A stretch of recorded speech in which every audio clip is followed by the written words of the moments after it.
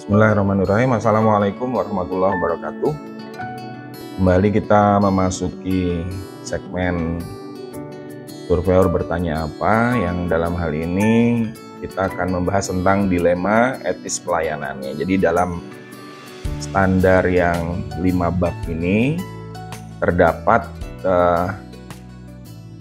kriteria-kriteria baru. Ya, salah satunya ini, itu dilema etis.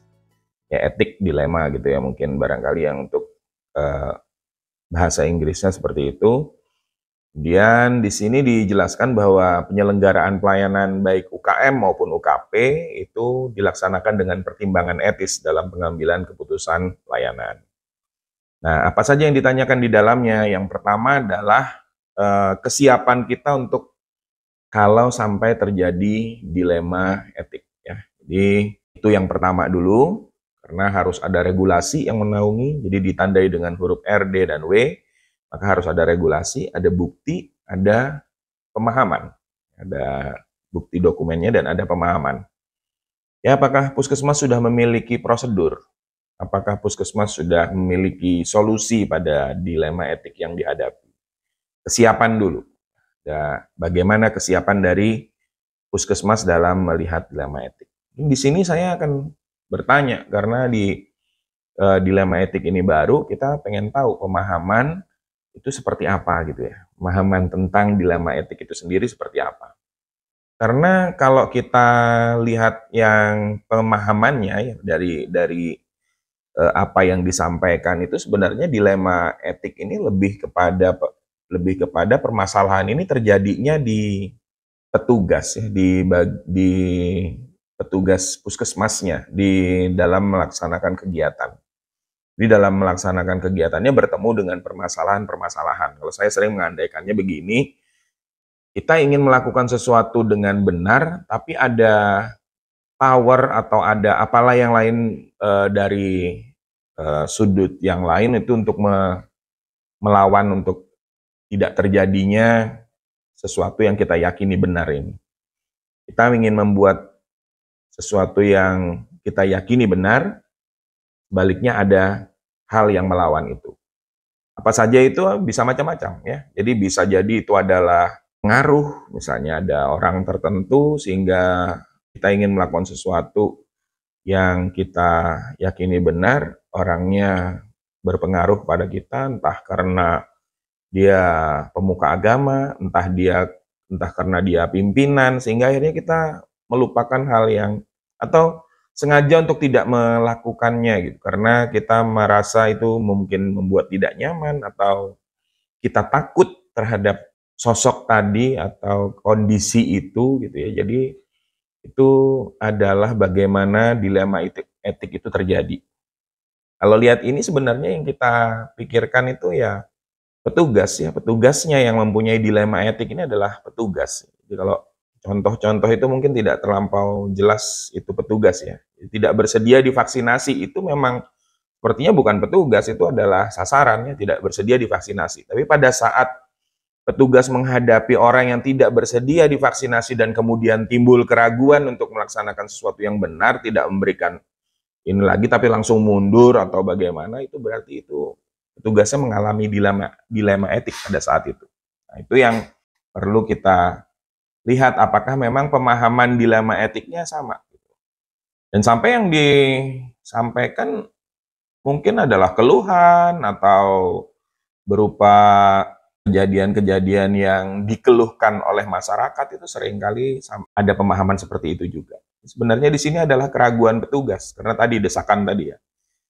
Dan mungkin juga berupa janji, misalnya ada, kalau kita tidak melakukannya, maka dia akan membayar lebih misalnya, atau kita berbuat sesuatu yang salah, kita membayar lebih itu, dan kemudian timbul keraguan di dalam dirinya petugasnya, itu juga termasuk dalam dilema etik. Jadi macam-macam, apa yang menjadi desakannya bisa macam-macam, bisa karena tadi pengaruh, bisa karena pimpinan, bisa karena mungkin orangnya galak ya gitu ya, sedang marah-marah atau malu, atau tadi janji-janji berupa uang atau bagaimana, itu yang bisa menimbulkan petugasnya jadi tidak melaksanakan kegiatan dengan benar. Itu adalah dilema etiknya. Nah, sekarang adakah prosedurnya gitu? Bagaimana prosedurnya? Saya akan menanyakan itu, bagaimana kalau pas lagi melaksanakan kegiatan timbul seperti itu, apakah yang akan dilakukan? Apakah dia akan melaporkan kepada pimpinannya, misalnya ada nggak di situ di dalam SOP-nya melaporkan kepada PJUKP, misalnya ini sedang terjadi di kegiatan di dalam gedung, misalnya, atau di dalam di UKM yang pada saat terjadinya di lapangan, di desa, di masyarakat, apa yang dilakukan oleh si petugas pada saat itu terjadi?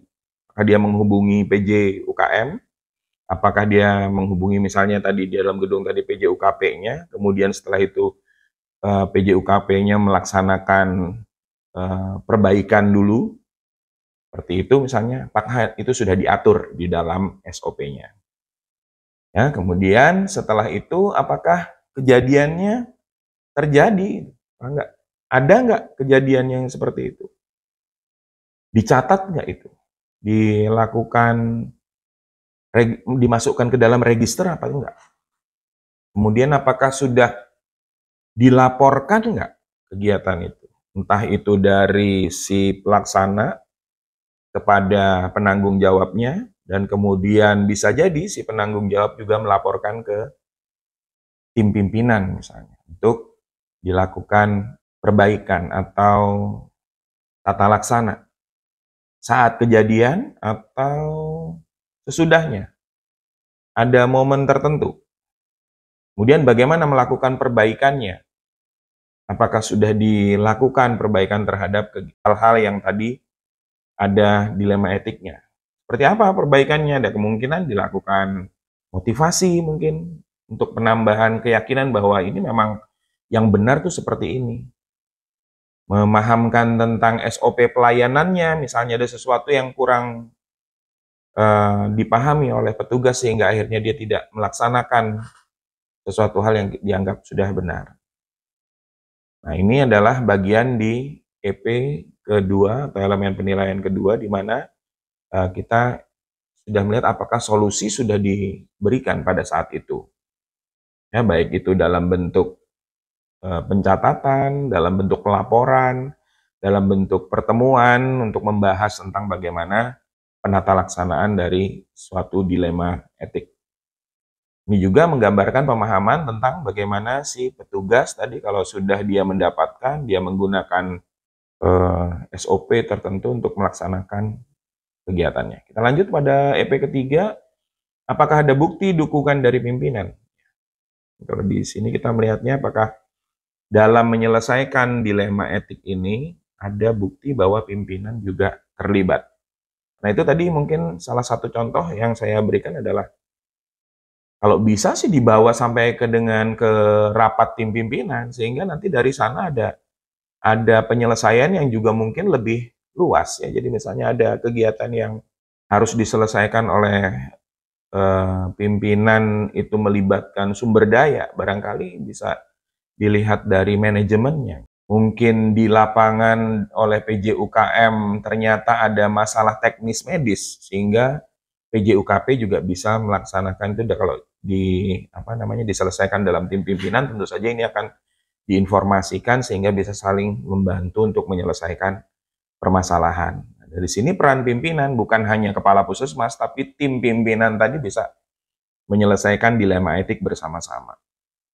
Apakah ini juga selalu dilakukan penyelesaian seperti itu sehingga akhirnya dukungan dari pimpinan terhadap staf atau petugas yang sedang mengalami dilema juga terlihat dengan nyata gitu ya. Itu harusnya bisa terlihat dalam catatan pelaksanaan kegiatannya atau dalam pelaporan-pelaporan yang diberikan oleh penanggung jawab, baik dalam pertemuan atau dalam pelaksanaan rapat di tim pimpinan misalnya seperti itu, sehingga bisa kita ketahui di sini bahwa dilema etik ini diselesaikan melalui peran pimpinan juga gitu, bukan hanya petugasnya yang jadi bingung sendiri. Sekian, terima kasih. Assalamualaikum warahmatullahi wabarakatuh.